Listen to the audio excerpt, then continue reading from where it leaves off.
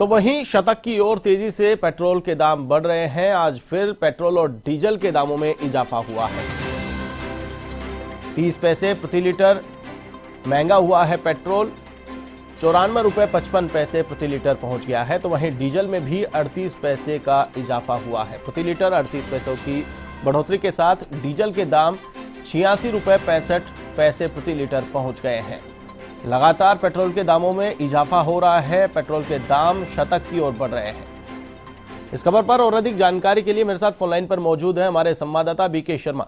BK, लगातार petrol और diesel के दाम बढ़ते जा रहे हैं, पेट्रोल के दाम शतक बनाने की ओर है, क्या कुछ कहेंगे? आशीष, इसके लिए मैं आपको थोड़ा सा कुछ दिन पीछे ले जाना चाहता हूं कि 29 जनवरी को यहाँ जो गहलोत सरकार है उसने 2% वैट कम किया था डीजल और पेट्रोल पर जी। और उसकी वजह से 1 रुपए 35 पैसे के करीब डीजल पेट्रोल सस्ता हुआ था जी। लेकिन अब इसके बाद में कुछ दिन पेट्रोल के दाम थमे हुए थे, लेकिन 4 फरवरी से लगातार एक दिन छोड़ एक दिन या 2 दिन छोड़कर एक दिन इस तरह से बढ़ रहे हैं। पिछले 3-4 दिन से तो लगातार बढ़ते जा रहे हैं। तो अब 4 फरवरी के बाद से आज 12 फरवरी तक 1 रुपए 66 पैसे पेट्रोल के दाम बढ़ चुके हैं।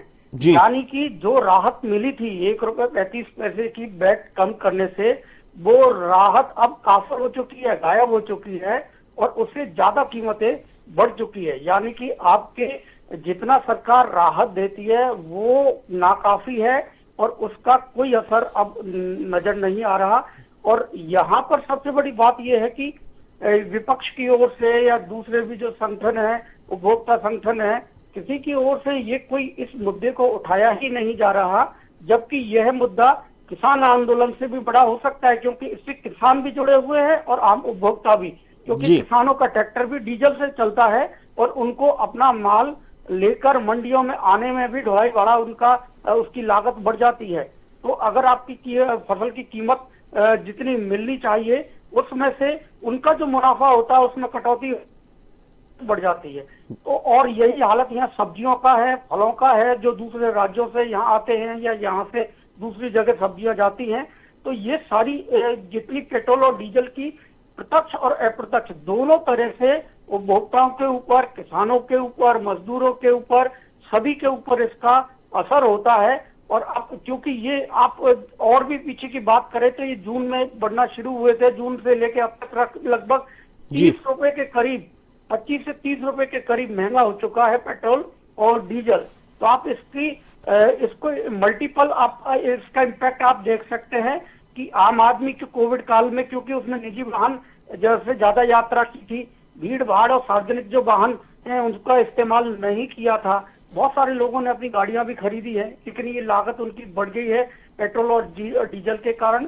इस दौरान रोजगार कम हुआ है, आय के सोर्स कम हुए हैं और उसको पेट्रोल और डीजल की वजह से ज्यादा कीमतें चुकानी पड़ रही है। तो ये दोहरी मार है आम उपभोक्ताओं के ऊपर और सरकार ने पेट्रोलियम कंपनियों को खुला छोड़ दिया है, उनके ऊपर कोई अंकुश नहीं है। और सबसे बड़ी बात है कि विपक्ष की ओर से भी इसे मुद्दा नहीं बनाया जा रहा। आशीष जी बिल्कुल, चलिए तमाम जानकारी के लिए बहुत बहुत शुक्रिया। तो ये थे हमारे संवाददाता बीके शर्मा जिन्होंने बताया कि लगातार पेट्रोल और डीजल के दाम बढ़ते जा रहे हैं। हालांकि प्रदेश सरकार ने वैट में कटौती की, लेकिन जो कटौती की गई थी उस कटौती के बावजूद भी पेट्रोल के दाम और डीजल के दामों की बढ़ोतरी लगातार हो रही है। तो पहले से भी ज्यादा दाम पहुंच चुके हैं।